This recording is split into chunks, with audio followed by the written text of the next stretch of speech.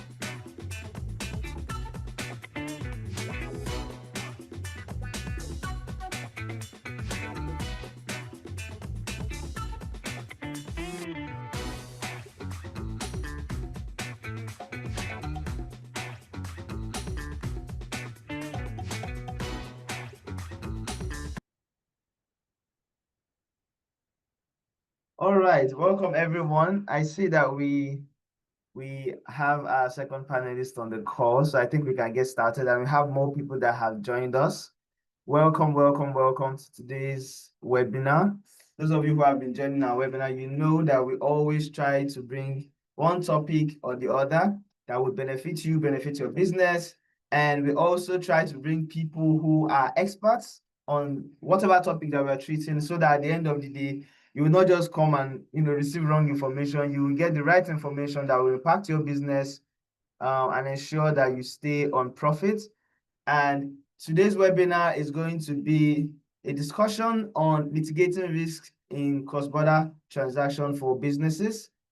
So particularly, we will be dwelling on strategies for currency fluctuations, fraud, and regulatory compliance. So anything that, any issues, discussions, topics around volatility of FX exchanges, how it affects businesses, how you can manage fraud within your business, regulatory compliance. If you're into international payments or cross-border or any payments at all, this webinar is for you. Please stay tuned. If you have any question, there is a Q&A box that you can just drop your questions in. We have a couple of questions for our panelists based on matters arising and some questions that some of you had given to us while you were registering for this webinar. So we will be asking our panelists those questions first. But if you have any question at all, use the chat box, use the Q&A session, and we'll pick up your question, all your questions by 12:45. This is going to be a 1-hour webinar, and we hope that we can keep to time. But hey, that depends on you and how many questions you have to give us at the end of the day. But yes, we hope that we don't stay beyond 1 hour and we can cover everything that we have to do. I'm going to start by introducing our wonderful panelists. While I introduce our panelists, I'd like you to please just use the chat box and let us know where you are joining us from. Um, I know that we had a couple of people that registered outside of Nigeria, but majority were in Nigeria. So if you're joining us beyond Lagos, or you're in Lagos, just let us know where you're dialing in from. I would like to know where the people who are joining our webinars are coming from, whether you are from Kano State, or you are from Enugu State, or you're from Ibadan. Just let us know where you're coming, where you're joining us from as we introduce our wonderful panelists. The first person I'm going to be introducing is Mr. Hamza Mohammed, who is an ex-CBN banker examiner, a consultant on regulatory and cross-border payments. He's a finance professional with extensive experience in regulatory compliance and banking supervision. During his time at CBN, he served as a bank examiner and was an active member of the Sustainable Banking Principles Committee, where he contributed to shaping policies on financial sector governance, risk management, and regulatory oversight. He's also an associate of the Chartered Institute of Bankers of Nigeria, ACIB, underscoring his professional competence and commitment on ethical banking practices. His work at the CBN gave him hands-on expertise in assessing cross-border transactions, ensuring compliance with prudential guidelines, and mitigating systemic risks in Nigeria's financial system. Mr. Hamza Mohammed, you're very welcome to Duplo's webinar. Thank you Oh, so much for accepting to be here. all right. Thank you very much, and I'm pleased to be here. Thank you so much. Our second panelist is no stranger to the house. She needs no introduction as she is a business operations lead at Duplo, one of our very own and very um, hands-on and experienced person at Duplo. We like to call her Mrs. Billions because she's always managing a lot of payment activities around the company. She spent nearly 3 years leading operations around international payments at Duplo. And she keeps ensuring that both Duplo as a business, other businesses, and our clients experience seamless, secure, and compliant transactions. She specializes in managing anything that has to do with the audit process when you want to transact with us, KYB, supervising the KYB process, mitigating risks when it comes to cross-border transactions, and delivering top-tier services to our customers. With her vast expertise in regulatory and operational risks, I believe that she will be a valuable addition she is a valuable addition to this webinar and will give us a lot of insight into some of the work that she does, and also how she helps businesses to navigate complexities around global payments. So thank you very much for joining us, Vera. We are very happy to have you here. Thank you very much, Promise. It's a pleasure speaking to you all here. Awesome. Let me just also comment that both your cameras are very sharp. I don't know why mine is not as sharp as both of these, but I'm very happy since you are the face of the webinar. There's no problem. Your cameras can be sharper than mine. I think some people are dropping where they are coming from. Let me see if we have some comments in the webinar chat. Or maybe, okay, yeah, some people are joining. Okay, most people are joining us from Lagos. There's Osita from Port Harcourt, Ayobami from Lagos, Taiwo from Lagos. Oh, I have a namesake, Promise from Lagos. There's Hamad from Abuja. There's Rutuye from Lagos. And there are so many other people that are joining us. All right, so let's get into the discussion of today. And we have a few questions for you. Some of them are based off of some of the questions that our panel, attendees have asked us and said we should ask you during the webinar. And so we'll use that as a discussion today. But first, let's start with an opening context on a macroeconomic view. The Naira has been depreciating steeply over the last 2 years, right? We've seen it gone down 2x, 3x from where it was 2-3 years back. From your point of view, let me start with Vera, and I'd like both of you to speak, but let's start with Vera. How do you think that this has been impacting Nigerian businesses, especially those that have had, obligations with international transactions? Thank you very much, Promise, for that question. As a business, as a customer facing personnel on the international remittance team, one thing that we do know in discussions with a lot of our clients and customers is how the steep in dollars or the unavailability of FX has impacted their businesses. First of all, for businesses who have to, import their raw materials or machinery or finished goods, you find out that they had to pay higher cost in terms of the naira.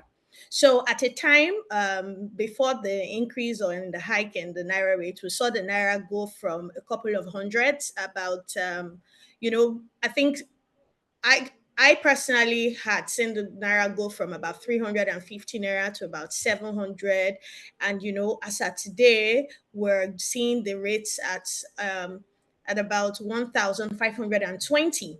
So you see that there's a huge disparity in that gap. What it then means was that businesses who had to import raw materials or machinery or finished goods had to pay more naira for the same amount, or roughly the same amount of FX that they would pay previously. We also found out that many SMEs and manufacturers, in order to, still be in business, had to scale down their cost of production or pass the cost down to customers, which further drove inflation.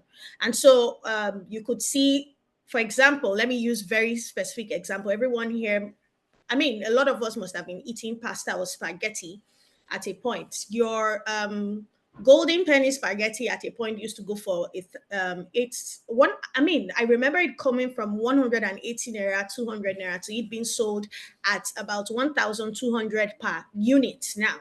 So you see that for manufacturers, all they had to do was pass the cost to the consumers, which further drove up inflation.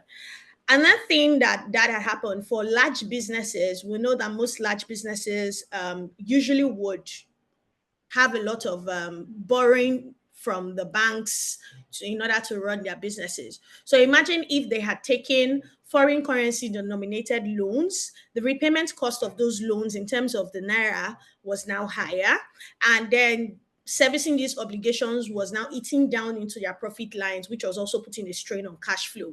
And as like we just pointed, the pressure margins began to get smaller and smaller because the input costs were rising and the consumer purchasing power was weakening. And even when businesses were willing to pay the higher naira equivalent, they also had to struggle with dollar availability, which then meant that business processes were not being, there are times when certain goods prices were going up because the supply was no longer matching the demands in the market, and that's because they didn't have enough FX to be able to source for goods and maintain production at the rate at which they were maintaining production, or at which they were doling out their products at a particular point in time. So you found firms facing delays or resorting to the parallel markets at steep rates, which, you know, everything boils down to reduce profit margins for the businesses. Yeah. Then imports dependent industries like your big pharma, your manufacturing, and the tech industries, they were struggling to maintain or restock.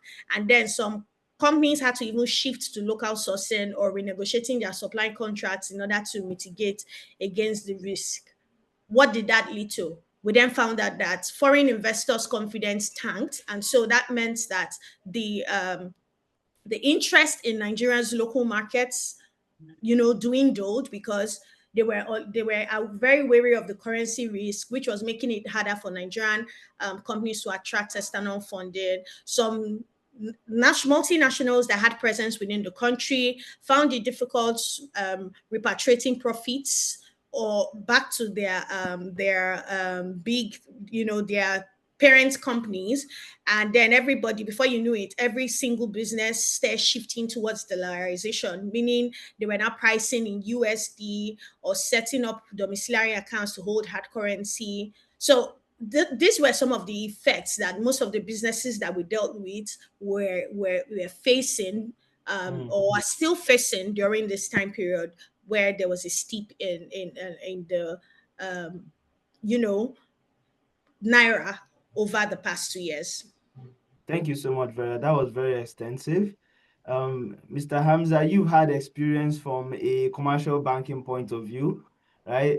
Can you tell us what you think has happened so far with all the fluctuations that has happened? Yeah, just like Vera explained, I think she has captured everything, but let me just add from the commercial banking side of things. So, like she explained, due to the revaluation that we had, a lot of businesses suffered.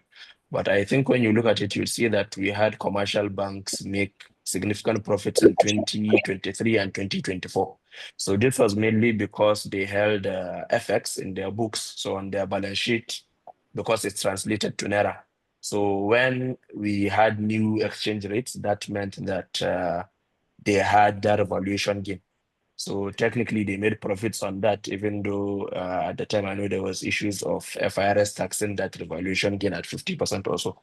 So yeah, like she explained, we had a lot of businesses that suffered, but I would say for commercial banks, it was a positive for them because they did make significant profits from the revaluation gain.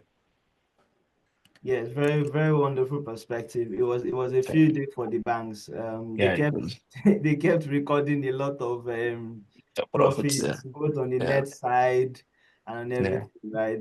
Yeah, very, Yeah. very great perspective. Thank you so much. And I know that the federal government have been doing a lot, putting out a lot of regulations recently, around this whole FX thing. Would you say, from your point of view, Mr. Hamza, that these regulations are making it easier for businesses to carry out international payments, or is it adding more burdens to businesses? I mean, aside from the Okay. banks who are enjoying, who are Yeah, enjoying yeah. themselves. Yeah, so I get that. So I think we have this view where we look at having rules as a burden. But honestly, when you look at it, I don't think we should be looking at it as that. I think wherever you see regulators have rules in place, it's mostly for the sanity and, hygiene of the industry as a whole. But even when you look at it on a micro level, even for the financial institutions, it's good. So when you look at all the industries that we have in Nigeria, I would actually say that our financial sector is one of the ones where I would look at it and say, oh, I'm actually proud of this sector because of the intense regulation that they go through. Because something as minuscule as employing drivers, they have to actually go through regulators. So I do feel that these regulations actually uh, make these institutions stronger, and we shouldn't have that perspective of, oh, because we're having regulations, then it's kind of a heavy burden on these institutions. Yeah, I agree. There are some of these startups and SMEs that are just coming up that could do with less regulations. But as a whole, I feel like we should actually try to stick to regulations where possible. And even the regulators, maybe if there are things where we shouldn't be uh, too focused on, then maybe regulators could actually use that. But in the general sense of it, I think we should actually be welcoming regulation with open arms and not, this view that we have that, oh, it's a regulation, let's try to move around it. And also, when you look at it, even when you have these regulations, you kind of have a better reputation with international organizations because whoever is coming to Nigeria to invest in the financial sector knows that, oh, CBN and SEC and, AMCON and and all these regulators are actually doing their job. So we should actually be more willing to, welcome these regulations with open arms. All right, thank you. Thank you so much. Yeah, I hear you yeah. there. I hear you there. Let me also hear what Vera. Vera, what do you think about the regulations that are coming out now? Yeah, so this the governing body or the governing regulator for businesses or for FX denominated business, which is the central bank, has brought in more regulations, especially since January this year. However, these regulations helped, like Mr. Hamza rightly said, put a cross check. And when there are no rules, everything happens when there are no rules.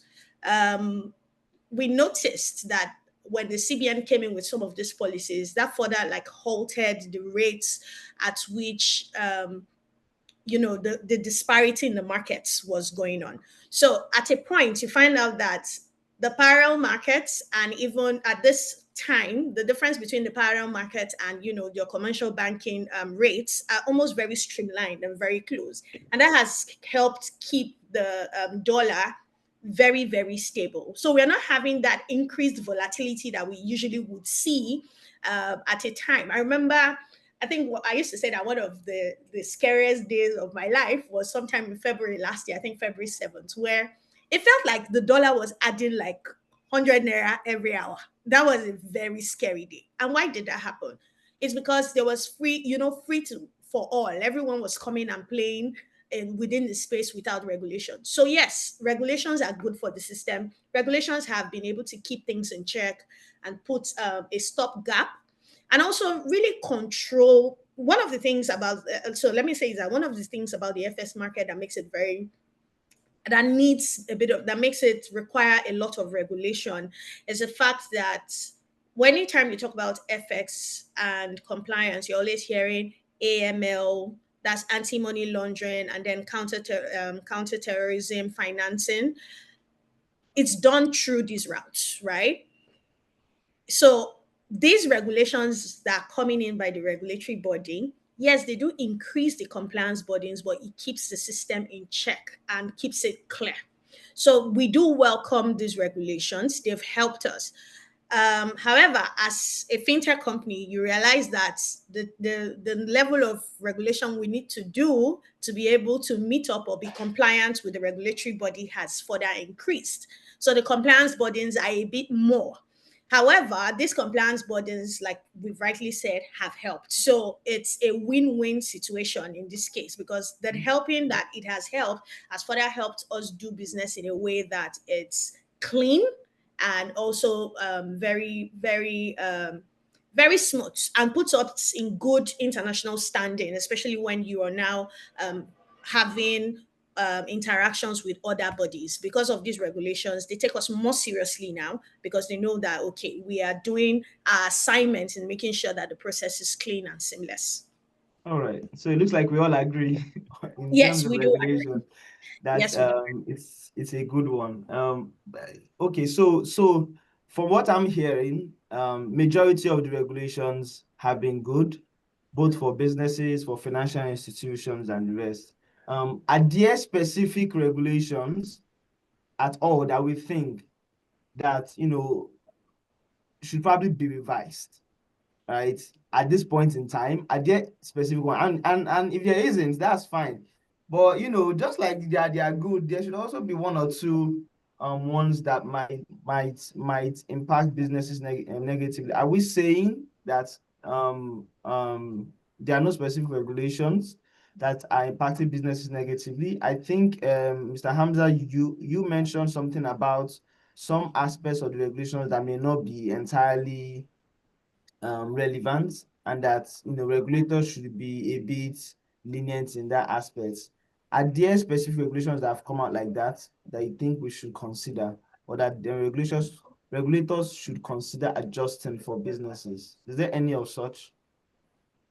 None comes to mind, honestly, but maybe the ones that I'm thinking of are mostly on the operation side. So, like explained earlier, maybe issues of recruitment and whatnot. So maybe those, but not really in terms of like the business running side of things. So I'm more Okay. of the operation side of things. So I think I can't actually think of anyone that I would say, oh, I would actually want this reversed, maybe revised. There are some that might have been dated. So, but I think all the regulations that you see were there or are there because of a reason. So because when I was in the CBN, I know that we tried to be very proactive with things. And in the instances where we were reacting with things, we actually did this, we actually did those on purpose, and there was a lot of thought to it. So it wasn't just things that were just arbitrarily, set out guidelines without actually thinking it through, or considering the impact both on a micro and a micro level.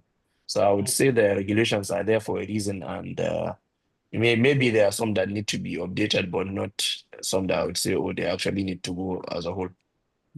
All right, thank you. Yeah. Thank you so much. Okay, so let's move on to the business risks, right? Are there some risks that companies who currently engaged with cross-border transactions are facing, whether on the compliance side, operational risks. If I wanted to start a company today involved in cross-border transactions or international payments, what are some of the risks that I should take note of as a business owner? Let me start with Vera. Yeah, thank you very much. That's a great question. So, cross-border transactions usually sit at the intersection of what we call regulatory oversight and then complex financial or operational processes. So, typically, risk will fall into these two big categories. That's the compliance risk and the operational risk. So, for the compliance risk, one of the risks that any business, any individual who is venturing into this space should expect is that you would have regulators would expect you to have strong AML CFT frameworks. AML, anti-money laundering, CFT or CTF frameworks is counterterrorism financing. Why is this important? It's because I'll put this way. As a business, you're trying to help other businesses, and so you're fine-tuning your processes to help other businesses, have a fighting chance at doing business or being just literally keeping the lights on in the business. The way you are looking at these processes and trying to make things easier is the way the criminal elements are also trying to exploit your processes to make movement of funds or proceeds for criminal activities easier. So you are one step ahead, they are two steps ahead of you. And that's why you find out that most times any business interaction you want to do involving FX, you have to have very, very strong anti-money laundering and counterterrorism financing frameworks because regulators globally expect that. Now, when you do weak compliance, there's something we do which is called KYB or CDD, KYB, KYC, CDD processes. I'm going to be explaining these acronyms so that they're very easy to grab. KYB, literally know your business. KYC, know your customer, which could be individuals at certain times. And then CDD means customer due diligence. So weak customer due diligence, poor transaction monitoring, or failure to detect suspicious activities can trigger fines with regulatory bodies. That's the CBN in Nigeria. It can also trigger blacklisting or even loss of licenses. And so you also need to know that you must also understand that the rules at which these transactions play in this ecosystem. You must not involve in sanctioned jurisdictions, individuals, or entities by the OFAC, UN, or EU. So anyone who's going into this kind of business, you have to take note of that. Even unintentional dealings with sanctioned counterparty can result in severe penalties and sometimes reputational damage. Then regulatory fragmentations across different corners of the world. The regulatory requirements here in Nigeria can differ with other parts of Africa and even other parts of the world. Someone who wants to do this has to know the rules for any country or jurisdiction you want to play with, their tax laws, their capital controls, or their licensing requirements. And you also need to understand data privacy and cross-border data flows. Regulations like the GDPR in EU, that's the European Union, or NDPR in Nigeria, will restrict how your customer data is stored or processed or transferred. And mishandling this data can also lead to mishandling this data while processing transactions can create legal liabilities for the company. Like I said, fraudsters are always two steps ahead. So they're looking at exploiting your cross-border system, either by creating synthetic identities, mule accounts, or invoice frauding. And then regulatory scrutiny will now increase if your control appears weak, which is what we see as a Nigerian entity. Most times when dealing with foreign entities, if what they would require would be two documentation, just because you are based in Nigeria, they would request for all the documentations you can think of. And that's just because most times they usually feel like Nigerians' framework are a bit looser. And so anybody or any business or any company, that anybody who's trying to build a company that has to be in this space has to take um, um, you know insights or has to take time to identify these things and make sure that these things are all in check while launching their business. And that's for the compliance risk. Now for the operational risk, we see that there's a lot of currency fluctuations, there's volatility in the rates, and so most times between transaction initiation and settlement, your profit margins can erode, or you can just incur unexpected losses. And like I said, it's particularly risky when you're dealing in high volatility markets like the NGN, the GHS, and KES currencies. Then you also have liquidity and settlement risk. When you have inadequate liquidity in one currency, that can delay settlement or force companies to pay higher rates in the secondary market. Your settlement risk will then arise when one party fulfills the side of the deal, but the counterparty defaults. We also have your banking infrastructure and reliability. That's also a risk that we run. In fact, anybody in this business runs that. There are times when maybe because there's a failure in NIB's banking system or something, there's something going on, you can move money seamlessly within, even within Nigeria, from bank to bank.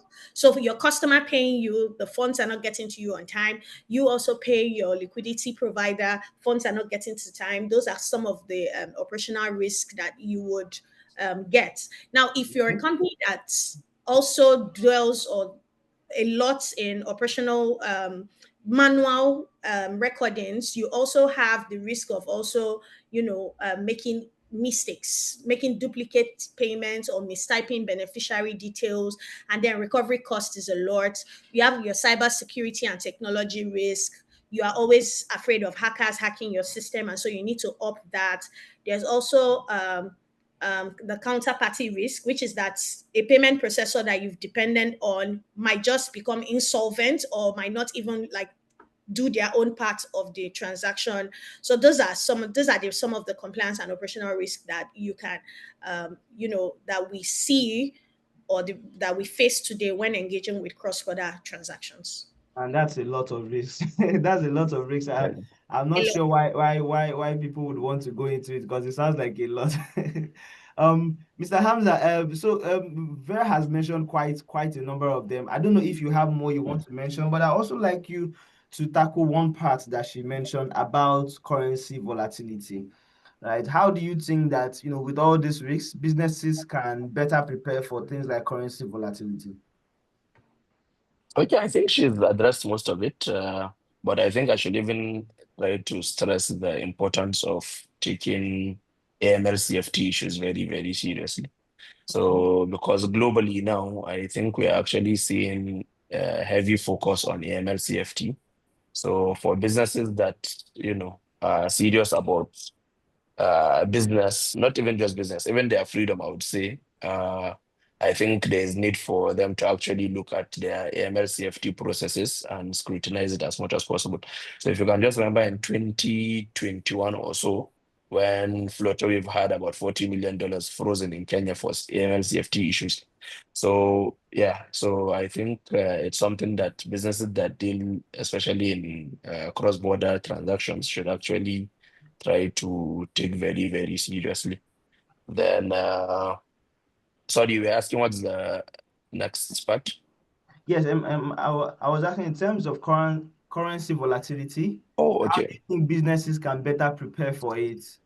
Okay, so I think for that, especially now that we are operating the willing seller, willing buyer regime.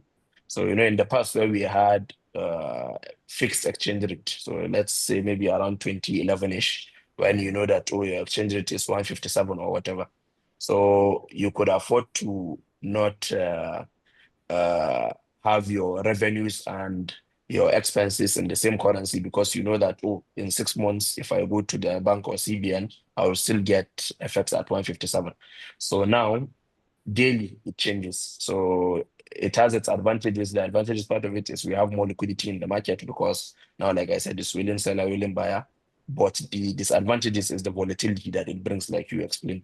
So with the volatility, I think companies can try to, like I said, try to have their revenues match their expenses in the same currency. So if you know that your revenues are coming in dollars, then maybe try to have your expenses in dollars, so that, it won't be a case of, oh, today you have to pay salaries in dollars, then tomorrow your revenues are coming in naira. So things like that, I think, would actually go a long way to helping banks and financial institutions deal with these volatilities. Okay. Point noted. I think that also both of you have also mentioned a lot about AML and fraud, right? Are there ways that businesses can manage these things? Aside from, getting their the regulation aspects done, right? How exactly can businesses who are involved in cross-border transactions prevent, fraudulent activities from happening within their cross-border system? Is it possible? So I think I would say it's possible to kind of limit it. So not really take it out entirely. So things that could be done to limit it are having very, very good operational processes. So something like maker checker. So things that you know that, oh, it's not just one person that will authorize payments or initiate payments and authorize them. So they should have different levels to that, because recently we've been seeing more cases of BECs, business email compromises, where someone gets into your system and kind of uh, pretends to be, or maybe CEO or CFO, and tells you to initiate a payment. So you should have those operational checks in place to make sure that these things are taken to the barest minimum. You can't say, especially if you are dealing with money, you can't say you've 100% limited, or you've 100% taken out the risk of fraud. So like she just explained now, your compliance team and your operations team will be 2 steps ahead, thinking, oh, they've done their homework, but these people are 3 steps ahead. So you have to actually just try to make sure that you limit this, and also not centralizing everything, so that at least there will be that limiting of frauds, and also maybe having limits. So certain payments, maybe if a manager shouldn't go beyond this, if you are the CFO shouldn't go beyond this. So certain payments should even go right up to the board. So it shouldn't just be a case of, oh, one person can just arbitrarily wake up and say, oh, let's pay 50% of what we have to this other person, and there won't be any checks. So having these things in place will actually go a long way to helping financial institutions prevent, or should I say, minimize these risks. All right, thank you very much. Vera, do you have any input about how businesses can also manage such risks? Yeah, thank you very much. Yes, I do. So one thing is we adopt a risk-based approach towards it. So we do know that in our systems, not all transactions carry the same risk, right? So it's good for the compliance and operations team to sit down and kind of do it like a tiering system that helps, right? High risk payments, which can be said to be, sorry, I have sorry, high risk payments can be payments that include large amounts, new counterparties, or high risk jurisdictions. Those kind of payments will trigger enhanced compliance checks, while low risk or recurring payment payments can be processed faster with automated standard controls. This way, you can prioritize speed without necessarily compromising safety, right? We also want to automate our compliance checks. We can use technology to run AML, KYC, and sanction screening automatically before these payments are being executed. Now, automating it would help reduce human error and allow instant approvals for transactions that actually pass these checks, right? And then there are platforms that can flag suspicious patterns in real time, which will now let legitimate transactions proceed while these flagged suspicious patterns are being looked into. We can also do like a layered security control, which Mr. Hamza had rightly put in place. You implement your multi-factor authentication system for payment approvals. Like he said, some payments, like all payments shouldn't just go through one standard person approving it, right? Like you said, a maker checker system where someone makes or initiates and then someone else is, approving, and then the approvals have to be done in tiers. The same way we mentioned that we have to also, tier the transactions. The approvals are done in tiers so that not one person can just, go into the system and do whatever they want to do. And also, continuous monitoring of transactions will allow both the compliance, finance, and operations team detect anomalies without delaying payments and alerts for unusual behavior. Integrating cybersecurity also, it's something that should be done. The platforms are secure against phishing, spoofing, or even malware attacks, and also educating the staff, right? regularly testing and auditing the system to maintain both compliance and cyber resilience is very important also. Okay, thank you very much, Vera. But I think you mentioned quite a number of solutions that hinge on tech, right? And one thing that we also have to note is that tech can be quite expensive, right? So how do you think, businesses who are just coming up like startups are supposed to afford some of these technologies to be able to keep up with this whole compliance and fraud risks? I mean, are there I wouldn't want to say cheaper, right? But are there other non-tech routes that we can take? For example, when it comes to AML, right, or fraud, are there other non-tech related solutions to preventing fraud from happening within our system?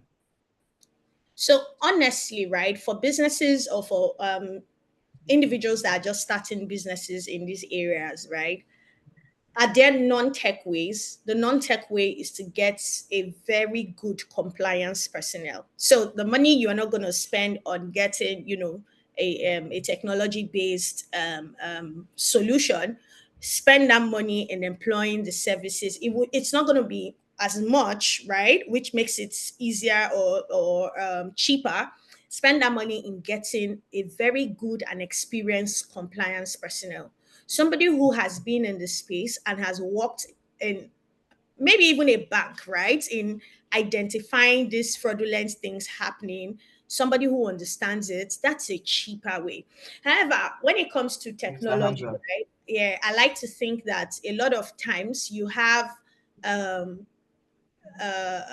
different tools that offer, different that have different offerings, and sometimes in order to you know push out a competition, there are tools that can offer more than one, uh, what's the word, a tool that can offer more than one service at the same time. So if you have a tool that can give you more than one of these things, maybe not just checking AML, CFT, a tool that can maybe do the three at once rather than getting individual tools that can do each and one of these things. Yeah, that works. However, Okay. for a business that wants to scale in a large, and that's the goal of every business, you want to be able to scale and have a lot of transactions going through your system.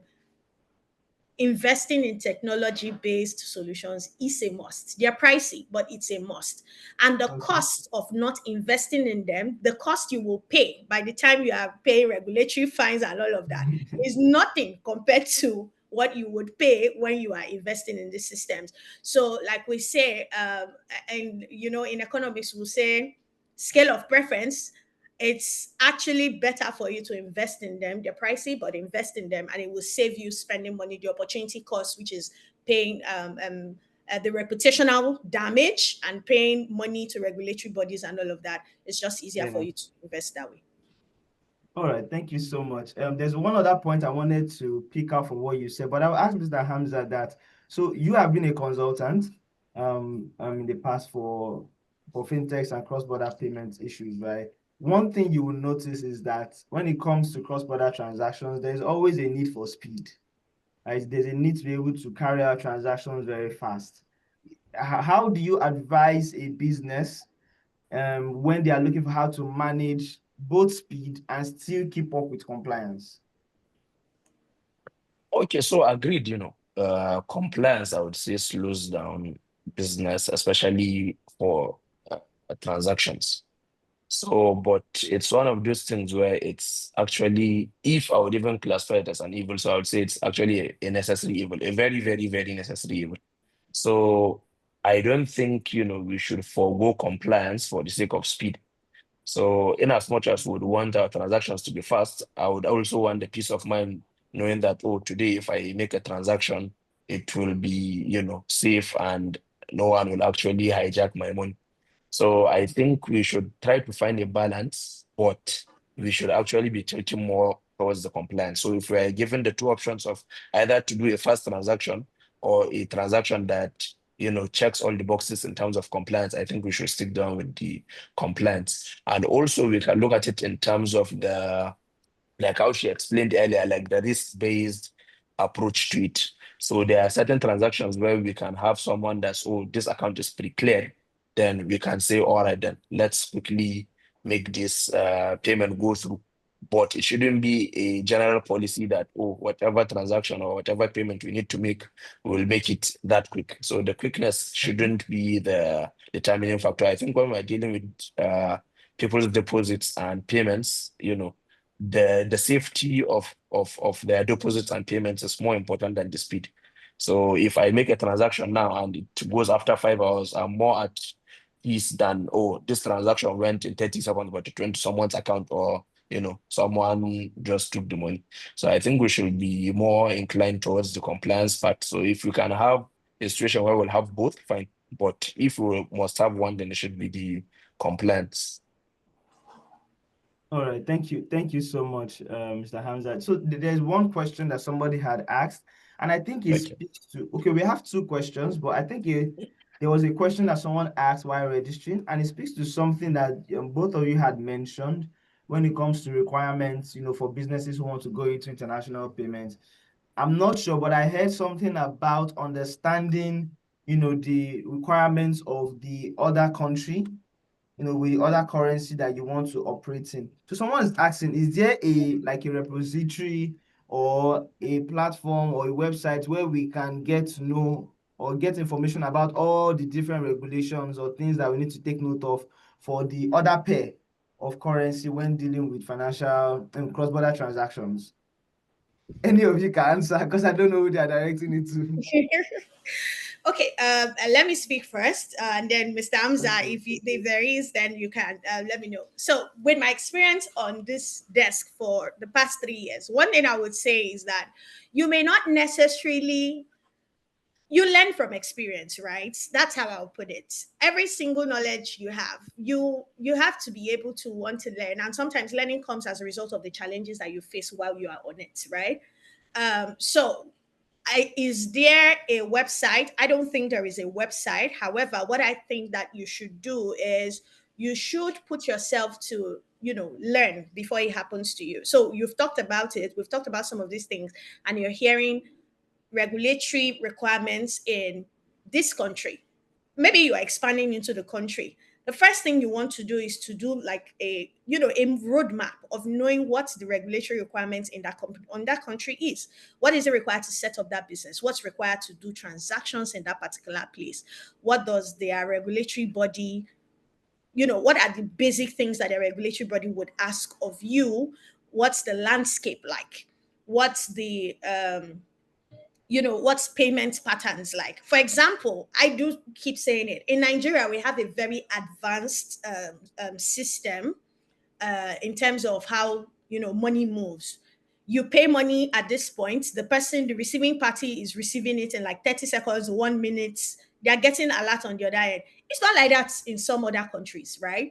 And so if you don't know about this and then you are to receive payment or send payment to that country, there are countries where we'll do payments and it may not get to them till like 2 days later. It's not as instant as you think, or it takes 3 hours because they run a cycle of processing payments, right? So knowing these things is just you being proactive in learning about these things.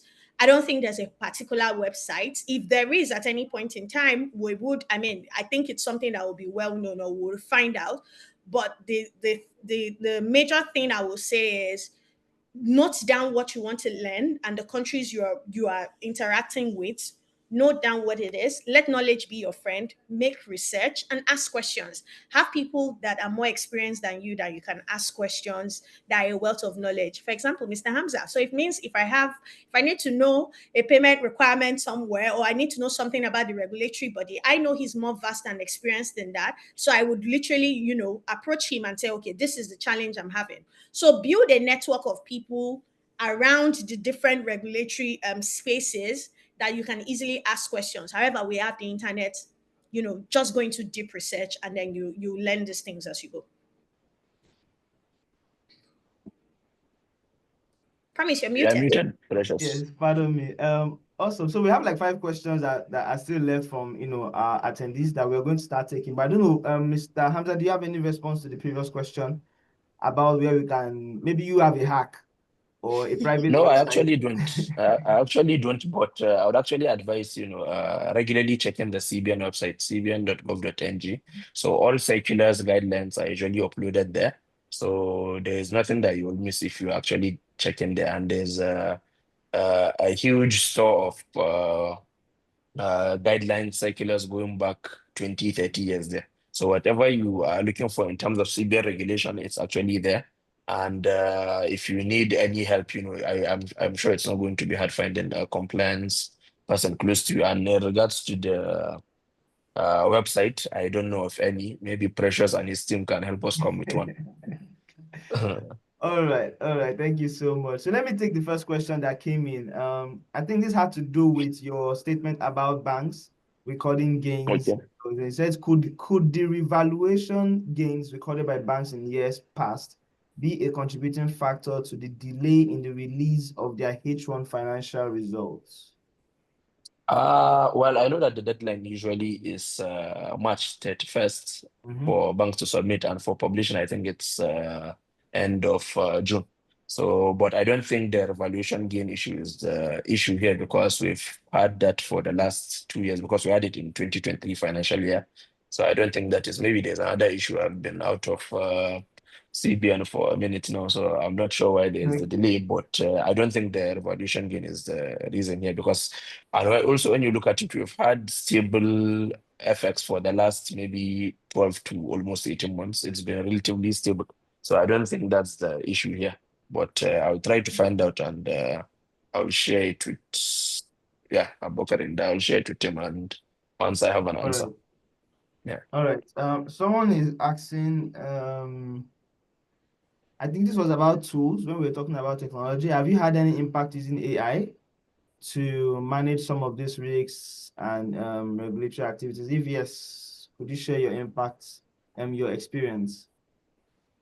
So for me, on the regulatory side, I know that at the time we're actually developing AI tools to help with it. But one thing that I know is that, CBN is quite receptive to ideas. So if anyone is coming up with something, I'm sure CBN will be willing to listen to that in respect to the AI tools. But I think that will actually be quite important, because we have a lot of fintechs coming up that unfortunately they focus more on the tech side than the fin side. So I think they could actually do with these tools that will help them be more compliant, because compliance is very, very important. And unfortunately, we've been actually seeing these fintechs not pay much attention to compliance, but rather just on the tech or the aesthetics of their website and whatnot. I think that's something for us to focus on. Okay, so let's take some of the Yeah. questions in the chat box also. Somebody said, I agree with the points raised on speed and compliance. My experience with CBN is that they are more receptive if you demonstrated a compliance-based system that guarantees the depositor fund and integrity of the entire system. Okay, so that's an agreement Yeah. with what you said. Yeah. Somebody is saying, thank you for your detailed information. You mentioned AML, CFT, and so on, and investment in a good compliance personnel. For the individual looking to work in these fields and for this type of businesses, what kind of certifications are necessary to help you gain knowledge in these areas of regulatory compliance? I think, I don't know if Mr. Hamza may have, I'm not sure if he has. Somebody say he wants to go into the whole regulatory and compliance industry. Are there things he needs to Yes. do? Yeah, so there is this regulation for AML. Just one second, let me have a look at it. But there's a regulation for AML where you can actually get. So I think it's a two-step exam where you do it, and once you pass, you actually get the certification. So that will actually help you go a long way in terms of ACAMS. Yeah. So Actions. ACAMS. So it will actually help you go a long way if you are interested in the AML, CFT, and in general the compliance piece. So that's something we should look at. Okay, ACAMS, Yeah, great. yeah, Association of Certified Anti-Money yeah, and Laundering then Specialists. specialists. Yeah, Yeah. Okay, so acams.org, the person that asked that question, you can check it out, yeah. acams.org. I would appreciate if you could give an example of KYC, AML, CFT automation platform that are known and used in Nigeria. Do you know of anyone that we can share? Yeah, I know that there's the one that you use for the sanctions list. Vera, can you help me with the name? I've forgotten the name. Sanction There's the one scanner. that, We have sanction scanner. yeah, Uh, You have Anchor Compliance, Vov ID. These are examples. Factom, Cybrain. These are examples of AML solutions that are being used in Nigeria today. Okay, all right. And I believe that many of them are also online. You can easily check on this Yeah, they're online. platforms. Yeah. Yeah. One can engage a lawyer in the target country for answers on regulatory and compliance questions where they are unfamiliar with the laws. Okay, so the person is saying that you can get a lawyer in that country. The lawyer may have an experience, so you are aware of the regulations in that country. DCP with the Nigerian Compliance Institute is a good starting point. So I think this is the question about certifications, right? Yeah, I think We it need to relates to get, that. okay. All right. So I think those are all the questions we have. If you have any other question, you can please drop it. But for now, those are all the questions we have around our topic. Someone is also saying LexisNexis is a good tool as well. I'm not validating any tool as I'm not an expert, but please, Audrey is suggesting that you also check out LexisNexis.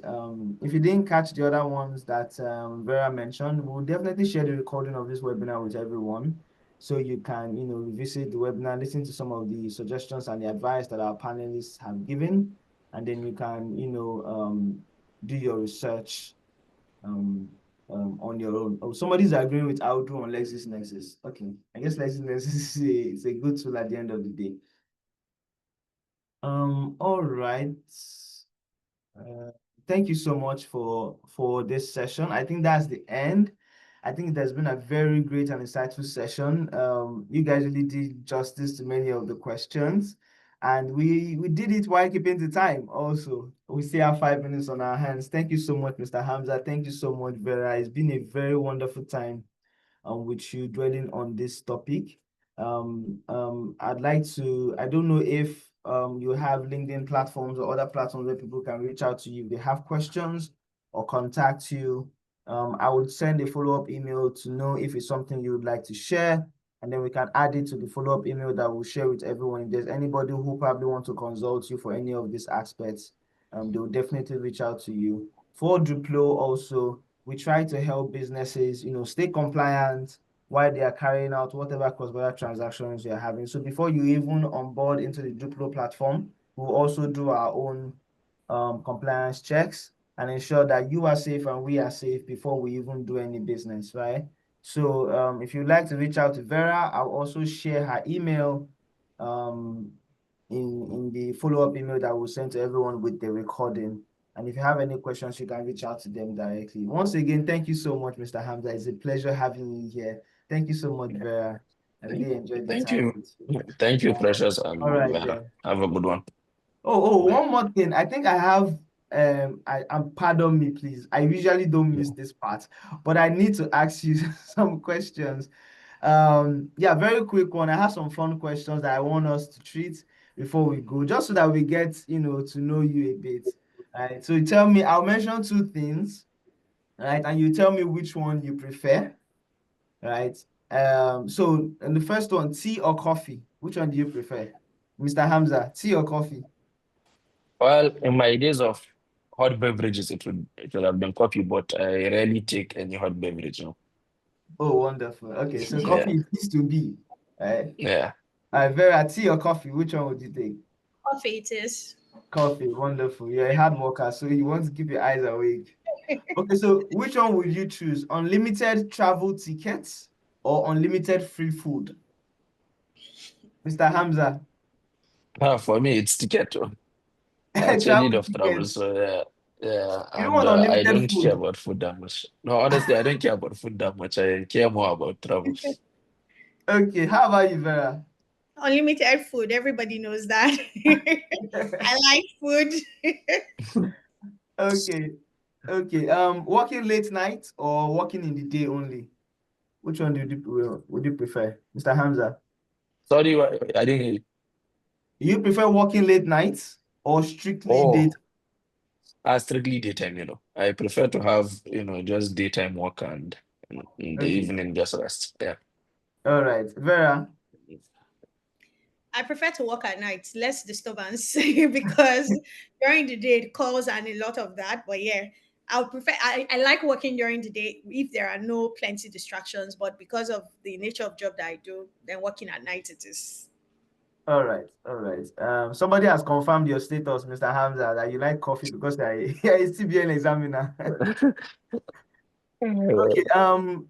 I know that this question may not even apply to Mr. Hamza. Whether you like to work from home or you like to work from an office. Honestly, office, nothing beats working in an office, even if you don't have to be in the office, having that office kind of puts you in the mood of, oh, I'm actually working. Okay. So working from home has never been one for me, honestly. Okay, Vera, how about you? Home or Yeah. office? Home. You are currently at home, I can see. Yeah, I'm currently at home. So Okay. I think for people like Mr. Hamza, because of the way they started their career, yes, working from the office it is, but I started my career working from home. So yeah, Oh, it's yeah. So I Okay. think so it yeah, makes sense. it is. Yeah. Yes. Okay. All right. So our last question before we finish the last 1 minute of our time. Would you rather have 10 million naira right now or 50,000 naira every month for life? 10 million right now, time value of money. 10 million naira right now than Yeah, 50,000 naira every year for yeah, life. yeah, time value Every of month money. for life. Every month, yeah. Uh-uh. Okay, Vera, how about you? 10 million naira now or Give me 50,000 now. naira? Give me What now. are you saying now? This is 50,000 naira every month for life. We're finance people. If you give us 10 million now, I guess we'll be able to, we will triple that money. And so Wonderful. 50,000 every month may not be anything to what we would get, by the time we compound interest 10 million over the Mm, next. You said for the rest of our life. So imagine compounding 10 no, million for the rest of my life. what is I it? mean, Yeah, exactly. don't play.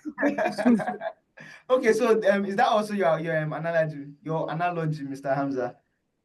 Sorry? Compound, is that Yeah, also the thing compounding. for you? Yeah, definitely. Time value of money. If you take it today, it's better than money tomorrow. So Oh, definitely take wonderful. it today. Yeah, Okay, somebody said time value of money. All right, thank you so yeah, much. It was a exactly. pleasure speaking to you. Please enjoy the All rest right of your then. day and the rest of your week. All right then. Thank you All very right, much. It has been insightful and enjoyable. all right. I believe so. Thank you so much. All right, Take bye. care, Thank you. everyone. Bye. Bye. Sorry, you have someone's hand up. Oh, someone's hand is up. Yeah. Sada Ladan Baki. Did you have a question? I didn't see the hand initially. I've unmuted you. Did you have a question?